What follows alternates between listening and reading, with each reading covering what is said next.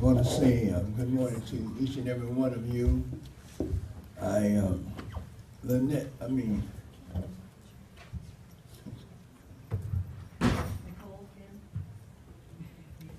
my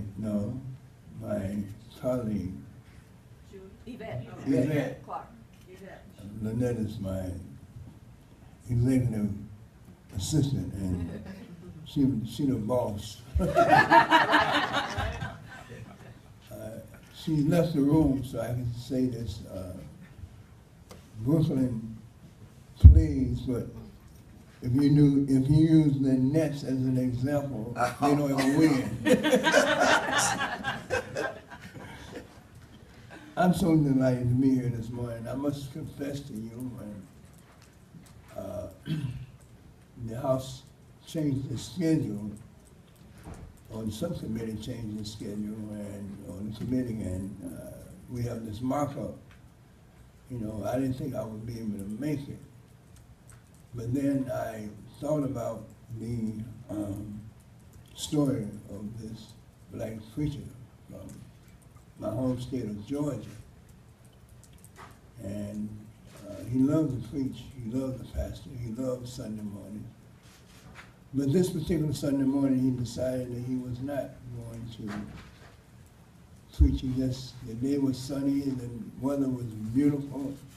He was a little tired and he wanted to go out and do some hunting. He hadn't hunted in a while, so he called up his able assistant and told him, said, well, I'm not going to make it this morning. You're in charge. So he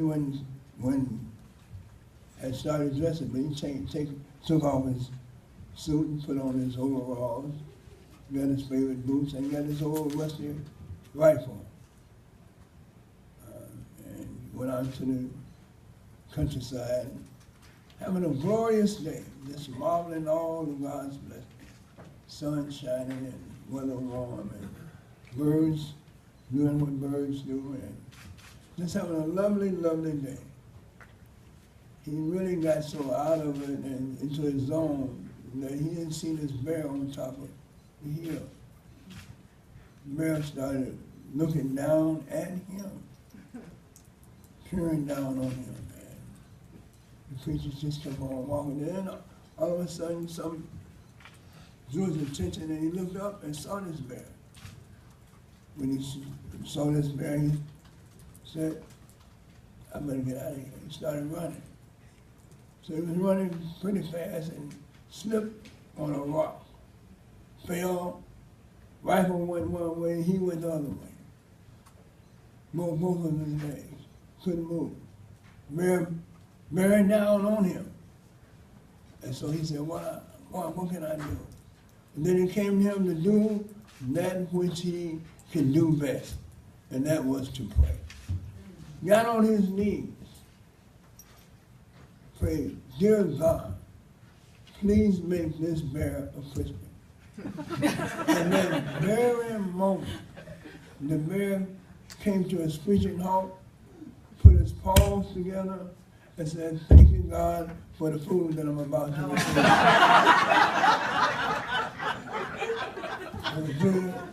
Some of you probably heard that before. I am also a one joke joker. So you're in good company.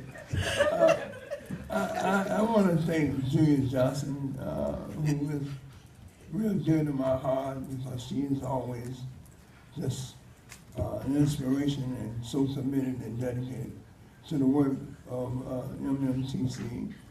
I want to thank Kim Keenan and David Horning and Dr. Turner Lee for inviting me to participate today. And I always appreciate this opportunity to come here before you.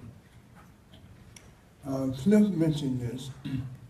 I was also on the committee at the time, and I served on the conference committee to rewrite the Telecommunications Act of 1996. And Congress had the insight, fortitude to do what you would probably agree with, to do a comprehensive rewrite of our telecom laws. the laws that allow cable companies to offer phone service and vice versa, phone companies to offer video services. But even more importantly, the telecommunications landscape was changed for the better, but also for the worse. That better is that the 1996 rewrite ushered in global connectivity, innovative search engines like Google and Bing, Yahoo, the mobile movement and service software produced that and produced software, service software, social apps. Twitter and Instagram were born into existence. However, on the bad side, the rewrite also changed the landscape for the worse with the increase of media consolidation and less diversity and less minority ownership. As a young member of Congress who worked on this act, I could not and did not foresee the increased media consolidation, nor in my wildest imagination did I foresee minorities owning a mere handful of radio stations. Congress, since then, has made incremental changes to the 1996 Act. But as Chris said, and I totally agree, and there's a growing number of members of Congress on both sides of the aisle who agree. The act itself is in dire need of modernization to keep pace with the widespread deployment of digital technology and high-speed broadband. I'm thinking, and I talked to my staff about it. They're saying, well, Congressman, that's more work for us. But I'm really seriously considering reaching out to my colleagues and coming up with some kind of coalition, a rewrite the act coalition that would be bipartisan. I think it's time now for us to formalize ourselves and for us to really start to organize as an entity. That's the only way it's going to get done, that we rewrite the Telecommunications Act. And so I'm going to be reaching out to my colleagues in the next few days to ask them what they think about this. And Cliff and Ed, there's always a way and a place for those of you who know this business as former members to also be a part of this coalition. And there's also going to be a seat at the table for MMTC and other advocates for media ownership change for you to be there with us, ensuring that whatever we do in terms of this rewrite, that minorities are in place in a real sense in this time. We got to begin from scratch, devoid of regulatory silos. The rewrite must include MMTC participation so that the policy put forth by the Congress is inclusive of all people of color. With that said, I want to acknowledge the MMTC's efforts to remind the FCC of the MVPD procurement rule. Right. My friend, my teacher, my leader, my brother in Christ, Ed Towns, and I initiated this rule as an amendment to the 1996 Act. And it was designed to ensure that minorities and women-owned companies had a chance to attract and retain procurement opportunities targeted to the cable and satellite companies. And since its inception, we have seen billions of dollars flow back to minority-owned and small businesses who are now able to contract with these industries. But as you and I sit here, we all know that although some was done, more has to be done, and more has to be done now.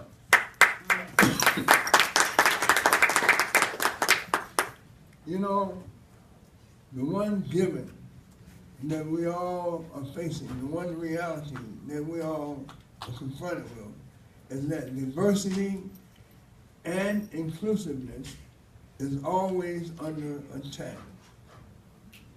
Just last week, Chairman Wheeler circulated his 2010-2014 quad review on media ownership, and I'm astounded. I asked him the question, how could he justify this? Just yesterday, when the FCC was before the subcommittee, how can he justify the fact that this report found no basis for instituting race and gender-based standard preferences? How dare he say this in light of the reality that we are confronted with? We've got a lot of work to do. And our work, no matter how long we've been at it, no matter how weary we may get being at it, our work still has just begun. We must have ownership. We must be the producers and not just the consumers of technology. I want to, Yvette started me off on this. She mentioned George Jefferson. So I want to paraphrase George Jefferson. We must move on up from the consumer side to the ownership side. We must have our piece of the pie. Move on up from the consumer side to the ownership side. Thank you so much. God bless you.